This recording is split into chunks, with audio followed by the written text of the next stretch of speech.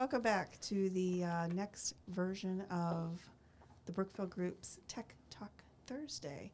Today, as promised last week, we have Rock'em Sock'em Robots here, and we're going to be talking about the CIO role, the CTO role, and the COO role, and how IT plays into each of those, and who owns what technology once it's inside the building or client-facing. So, as always, we have Daniel here with us, who is our CTO, and today we have Rod Harding, who is in charge of our operations at the Brookfield Group. Hi. Do we have the applause? Wait, here comes. I can't hear it. You heard it. Trust me, it's applause. Yes. We do our own soundtrack. Wasn't? Yes, Are you sure it wasn't booing? So basically, the CTO is very technology driven. He's looking at emerging technologies, the latest, greatest of everything, trying to make things more efficient. They are? Is this true? Just nod your head yes. Okay. Yes. All right. And then the CIO sometimes looks at how that information is coming in, the data, how it all works with all the other infrastructure part. And then the COO. He's looking at how it works with the people and the technology in the business. So let's talk about that for a second. So, Rod, you were just saying before this that it's about building a car or something along those lines. Yeah, so, you're going to put together a prototype and you got a car and it's sitting there, the technology, figuring out how all that's going to work and what goes into it, and okay, now we've got a prototype. Then essentially that goes into an operations mode of where we're going to procure parts from, how are we going to warehouse and store it, how are we going to get those into the production line, how are we going to produce it, how are we going to market, how are we going to sell it, how are we going to deliver it, how are we going to service it, all of those pieces. And then at some point they're going to want to buy another car, and how do you position yourself to be the who they want to be, how do you position yourself to be the people they want to come to buy the next car? So, as I was telling him earlier, a Tesla may be like the most perfect car out there, but it comes down to I don't have a charging thing at my house, and I don't have a this, and I don't have a that, and how does all of that work? So sometimes the latest, greatest technology might be great, but how it fits into an organization may not work as efficiently. So the other thing we wanted to talk about was the people and the considerations and the technology. So as far as we can just talk about our company, the Brookfield Group, how do you go about finding the technology for the latest, greatest for us? And then is that different for the technology that you find for our clients?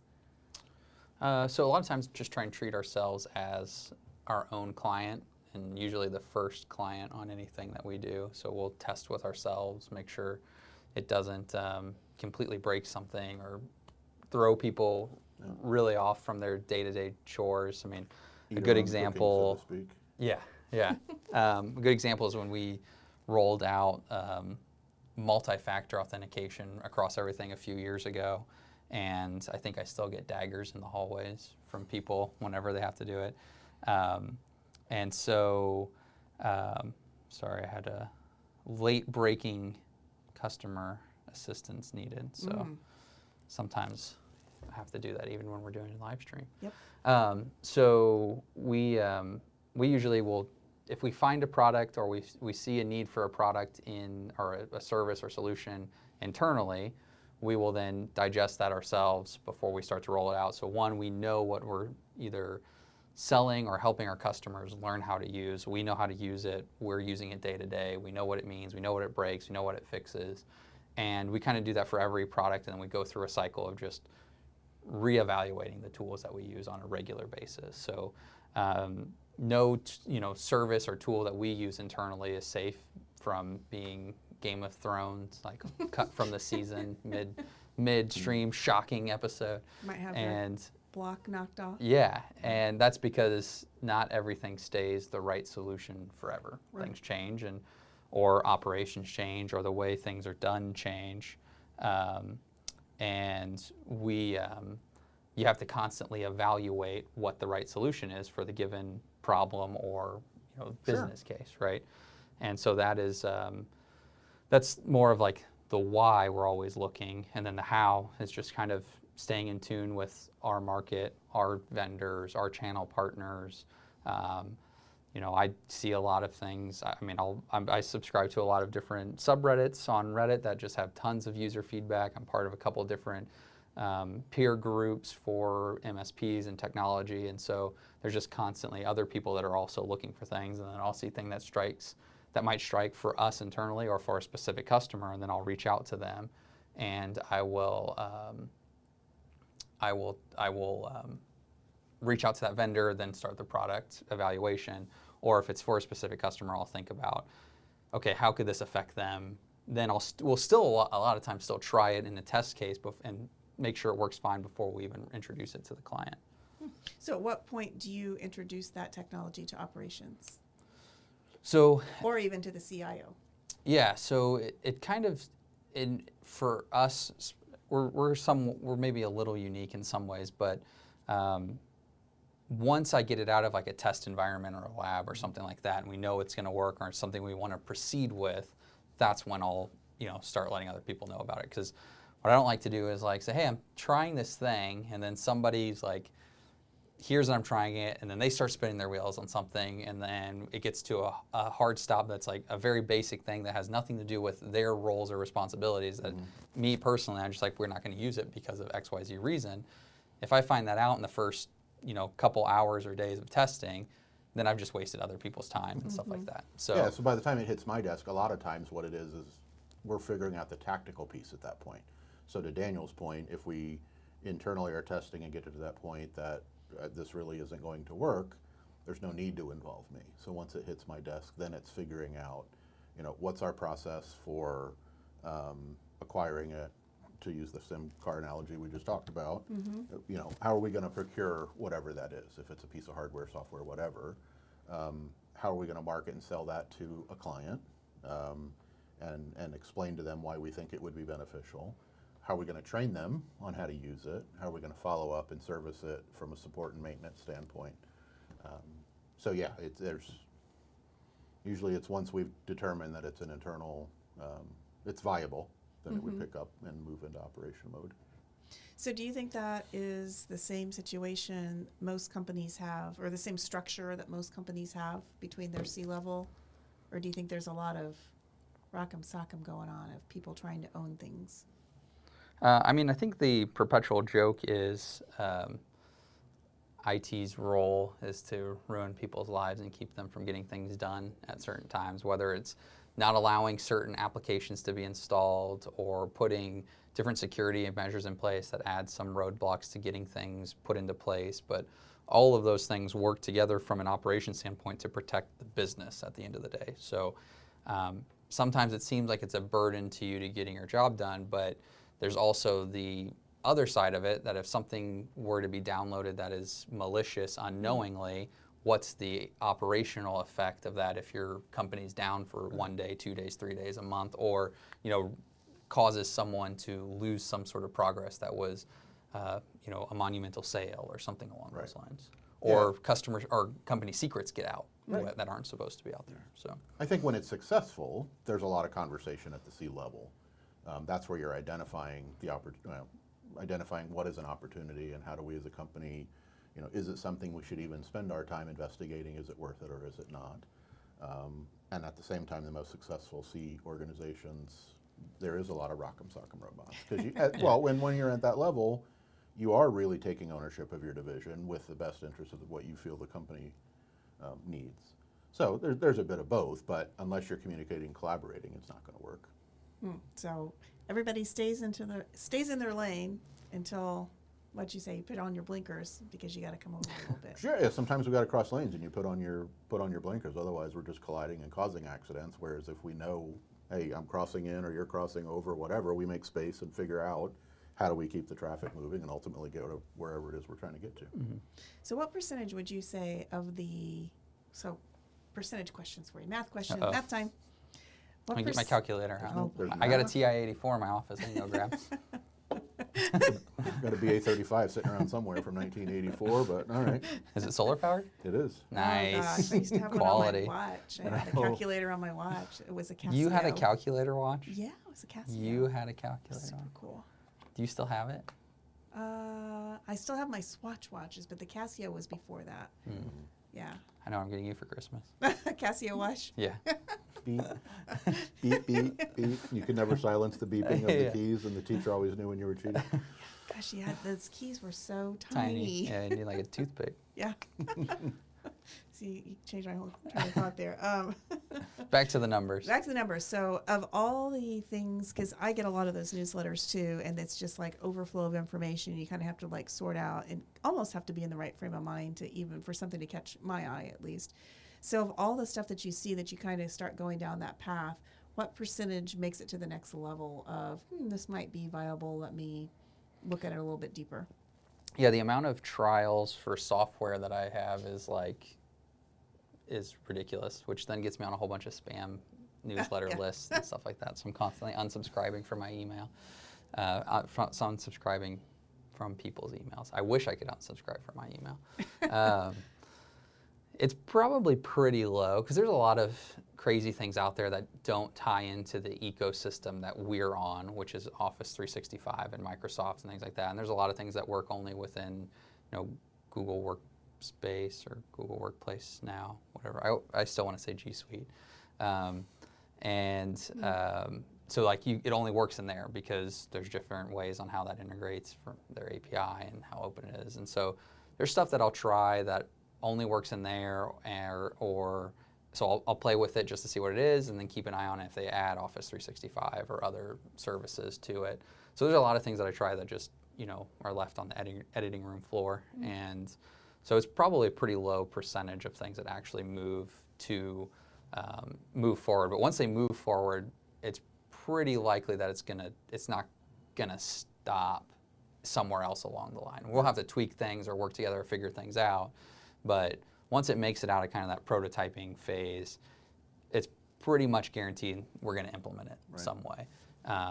And like I said, we treat ourselves like a customer, so whatever we're trying, that's something that we're intending then to guinea pig for a little bit and then get the kinks worked out so that way we can then deploy it and help and either protect or increase productivity for our clients. Does any of that come your way, Rod, that you're like, oh, this is going to be not good, pain in the butt, can't implement it, I see all these red flags? Sure. I mean, occasionally, but it's more of, like Daniel said earlier, it's the reaction that we're going to get back. It's not. There's a lot of technology out there that works, but once we have vetted something to the point that we think there's benefit to the organization, the roadblock is how do we sell it internally? How do we convince people that MFA is a good thing, multi-factor authentication? How do we convince them that we're doing this because the world of security has changed so much that to keep our data and our client data secure, this is something we need to implement? Is it a pain? Sure, sometimes. But like anything else, once you've done it for a while, it just kind of becomes second nature. Yeah, once you define a process of finding, evaluating, and implementing, it becomes pretty easy to adopt those things, especially if the tools that we're looking at either fall into the background or add a level of productivity or make people's lives easier, there's a lot less roadblocks. And at the end of the day, from us to our customer perspective, the big thing is, and I think I just hit my mic, so I apologize, everyone, is if the end user, if we can define something that meets all the criteria operationally from the C-suite, and the end user isn't encumbered or annoyed or bothered by it, then we've hit a home run on the product that we've put into place. And that's kind of the ultimate goal of success. It meets the needs and demands of what the business case or the business owners or the C-suite or leadership or however you want to define that. It meets those goals, whether it's protecting, increasing productivity, increasing collaboration, whatever the goal is. And then if it translates to the actual end user, the person that's using it every single day, and it either, like I said, doesn't encumber them, doesn't slow them down, doesn't get in their way, and just kind of falls to the background. It's just more of framework or pipeline in the background that they're, just part of their everyday at that point. It's not slowing them down at all. That's ultimately the best success. Right. So how do you think the CIO plays into this whole sandbox right here? Yeah, so, and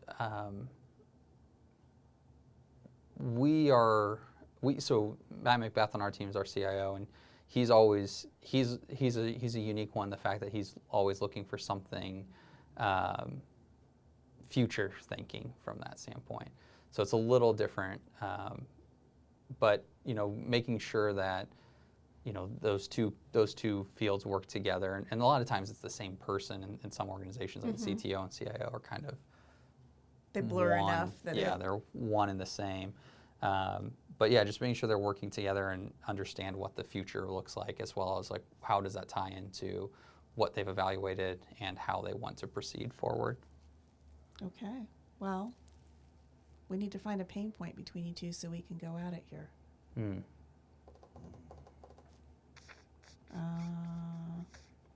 Do we have that sound effect? Which one? Well, yeah, because you can't hear it. It is the boxing ring Oh, the bell. boxing So ring. we're going to have one round of this, and we're going to come back and we're going to wrap up. Okay, are you ready? Yep. Does everyone understand the rules? I think I just punch him in the face, right? Pretty much. Pretty much. Okay. Yeah.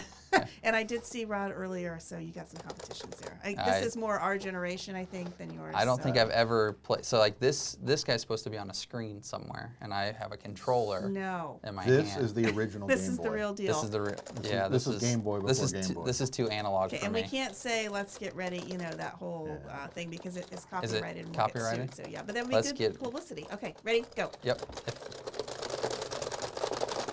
Oh, I think Slow-mo that might, replay. Yeah, do you have slow-mo replay on that, Chris? Dun, dun, dun. No slow-mo replay. All right. Okay, go again. We're gonna have to do best of 3. Go. Oh. All right. One more. Got to keep my guard up. Oh, wow. I don't know. Let's call that 2-2. Okay. Next knockout wins. Oh. Yeah. Hey. All right. So that was. Oh, he got the bell again. So just Ding ding ding ding ding ding ding ding. So one of the reasons we're going into kind of in depth in this is because if your company, and this isn't like a commercial for Brookfield Group, but you can find, other MSPs that do this. Hopefully it is us, but you can find if you don't have these roles in your company of a COO, CIO, CTO. We do a lot of the research for our clients. So we've already done the legwork. We've already tried it out on ourselves. Some things work, some things don't. We can tell you the good and the bad of all of that. So that's one of the advantages you have with doing business with us is we have the VCIO, CTO, VCOO. Wow, that's a lot of O's and A lot of C's and V's V's. and A lot of V's stuff. and O's and stuff. It's a like lot of that. alphabet in there. A lot of alphabet in there. One thing you hit on that I wanted to kind of give a little preview to when you were talking about things that we're trying, it reminded me of the whole Azure thing that we have coming up.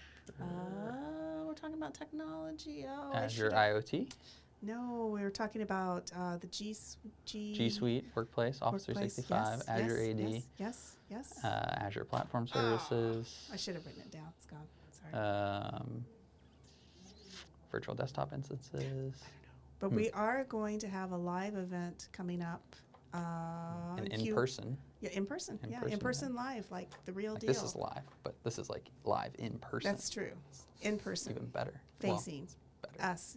We're not just We're real people. Yes. We're not AI generated True. things And here. at that We're point, real we'll people. have real boxing gloves and a real boxing. No, I'm just kidding. on the screen. Lots of And waivers your- will need to be yeah, signed. Yeah. That would really come up there. Are you talking Anyway, about Azure backup? Yes, Like we're talking about backup and backing things up your that we have Azure tried. instances? Yes, so we have an event coming up in Q1 of next year, so you'll have more on that coming your way. But I had a great tie-in. Don't know what it is. It Poof. gone. Happens. Yep. should've Happens written to it us down. professionals even. Anybody else have anything else to add before we go at it one more time? CIO. Any questions out there, Chris? Oh, questions. No questions right now. Oh, no no questions. Ooh. Womp womp. Oh, is Luke on? Is Luke watching this week? The infamous Luke. He's always watching. If he is, he hasn't asked a question yet. Oh, Luke, we miss you. Come back, Luke. All right. So I next think week. Rod wants to redeem himself. Okay. I see Oh, he's got an maybe. itchy trigger All finger. right, we're going to go to that in 1 second. Next week, we're going to talk about holiday toys. The government's trying to pass this thing. It's like the keep the Grinch from stealing Christmas. We'll talk about that a little bit. But we're going to talk about our top 5 favorite picks for holiday this year and how it affects. Oh, we're any of doing a them. shopping guide? We are. Yes. Like an IoT and security around the toys you're going to be buying for either your little ones or for yourself. Okay, ready? Join us next week. What if you Go. are the little one and Yeah. it's yourself? Oh, wow. Go. Wow, that was a fast one. Yeah. All Were right. you ready? Or did I wasn't Oh, ready. okay. I was Wasn't counting ready. down All right, still. still 1-0. Okay. You cheated. Now you ready? I'm ready now. I 3, got to put my guard up. 2. See? Oh. Oh. Bum, bum. Oh, no. This one's for all the marbles, and we'll send it off. I think this thing's There it is. defective. My $20 toy. 2-2. One more time. Pretty much. Hey! Look at that. CTO wins again. Winner, winner. This thing's rigged, I bet. You guys didn't have to do that for me. I was going to.